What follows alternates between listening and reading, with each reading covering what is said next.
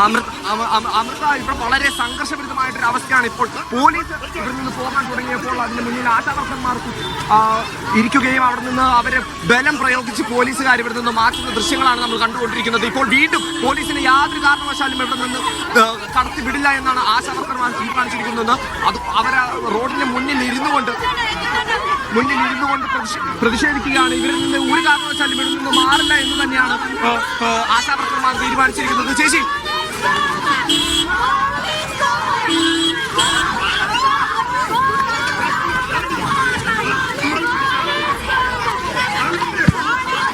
Police കാണിക്കുന്ന ഈ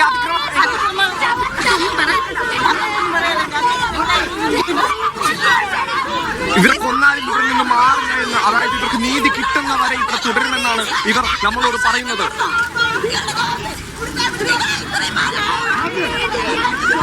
police ജീപ്പിനെ ഒരു കാരണവശാലും ഇവിടെ നിന്ന് കടത്തിവിടില്ല. കാരണം ഇവിടെ ആശാവർക്കന്മാര് ഒരു വലിയ മനുഷ്യ മതിൽ പോലെ നിൽക്കുകയാണ്. ഇവിടെ നമുക്ക് കാണാൻ സാധിക്കുന്നത്.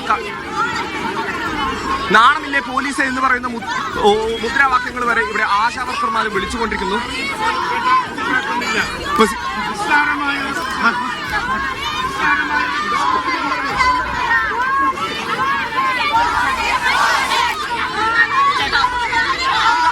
ഒരു കാരണവശാലും ഇവിടെ നിന്ന് മാറുകയില്ല. ഞങ്ങൾ ഇവിടെ തന്നെ ഉണ്ടാവും. ഇത്രയും സംഘർഷഭരിതമായ ഒരു അവസ്ഥ ഉണ്ടാക്കിയത് പോലീസുകാരാണ്. പോലീസാണ് സംഘർഷം ഉണ്ടാക്കിയിരിക്കുന്നത്. ഞങ്ങൾ ഉപയോഗിച്ചുകൊണ്ടിരുന്ന സ്ട്രെയിഞ്ചർ, അത് മൈക്ക് ഞങ്ങൾ 5 മണിക്കൂറായിട്ട് ഞങ്ങൾ ഉപയോഗിച്ചുകൊണ്ടിരിക്കുന്ന മൈക്ക് പിടിച്ചു വാങ്ങിച്ചിരിക്കുകയാണ് ഞങ്ങളുടെ സാധനം. അമൃത, ഈ ഒരു സംഘർഷാവസ്ഥ ഉണ്ടാക്കിയത് പോലീസ് തന്നെയാണെന്നാണ് ഇവിടെയുള്ള ഓരോ ആശാവർക്കർമാരും നമ്മളോട് പറയുന്നത്. മാത്രമല്ല, ഇപ്പോൾ പോലീസിനെ തടഞ്ഞു വയ്ക്കുകയും ഇനി ഒരിക്കലും ഇവിടെ നിന്ന് പോലീസിനെ കടക്കാൻ പറ്റാത്ത രീതിയിൽ തടഞ്ഞു വച്ചിരിക്കുകയാണ് ഇവിടെ ആശാവർക്കർമാർ. ഇതായിപ്പോ വോളണ്ടിയർ വിഭാഗത്തിൽപ്പെട്ട ഒരു കുട്ടി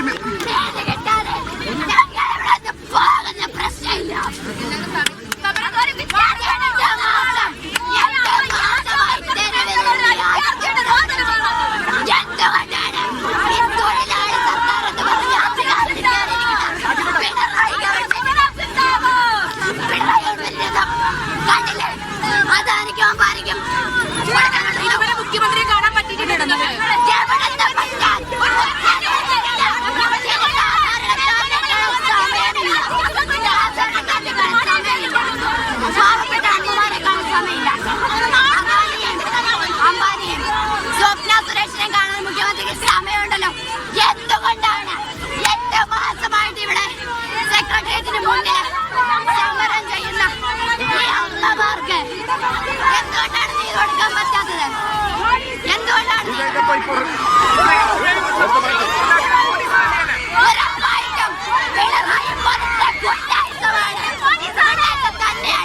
ഞങ്ങൾ ഇത്ര നാളിവിടെ സമരം ചെയ്തു, സമരമായിരുന്നു ചെയ്തുകൊണ്ടിരുന്നത്.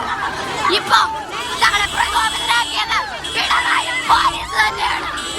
ഞങ്ങൾ പാട്ട കുലുക്കി ഉണ്ടാക്കിയ പൈസ ഞങ്ങളുടെ പൈക്കാണ് പോലീസ് ഉണ്ടാക്കി വെച്ചാൽ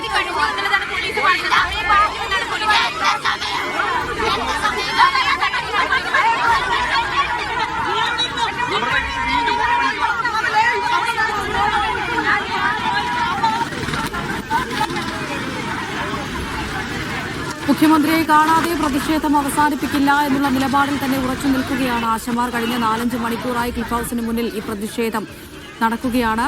ഇപ്പോൾ ആരോഗ്യമന്ത്രി വീണ ജോർജ് സംസാരിക്കുന്നു. അതൊന്നല്ല, നമുക്ക് ആലപ്പുഴയും ഇടുക്കിയും മാത്രം ശേഷിക്കുമ്പോൾ 12 ഇടത്ത് പുതുതായിട്ട് കാത്ത് ലാബുകൾ വന്നു. അത് മാത്രമല്ല, പലയിടത്തും ഒന്നിലധികം കാത്ത് ലാബുകൾ വന്നു. ഞാനിത് പറഞ്ഞത് ഇപ്പോൾ 2016 മുൻപുള്ള ഒരു സമയം എങ്ങനെയാണെന്ന് വെച്ചാൽ അന്നത്തെ വിവിധ തരത്തിലുള്ള സ്കീമുകളാണല്ലോ. അതിൽ ഇത്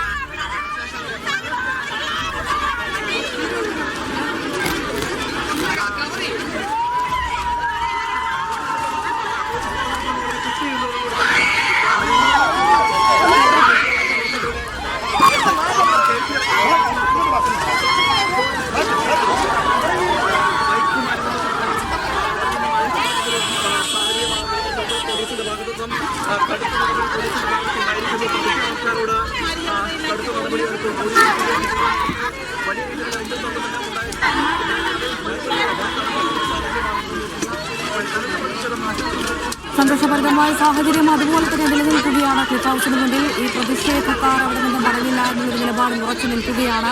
ഇപ്പൊ സമയം മുമ്പ് പോലീസ് വാഹനത്തിന് മുന്നിലിരിക്കുന്ന അല്ലെങ്കിൽ പ്രതിഷേധിക്കുന്ന ആശമാരെ വരെ നമ്മൾ കണ്ടു.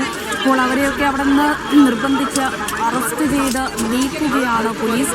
മുഖ്യമന്ത്രിയെ കാണാതെ പിരിഞ്ഞു പോകില്ല എന്ന് തന്നെയാണ് ആശമാർ പറയുന്നത്. വലിയ തരത്തിലുള്ള ഒരു സംഘർഷ സാധ്യത അവിടെ നമുക്ക് കാണാൻ കഴിയുന്നുണ്ട്.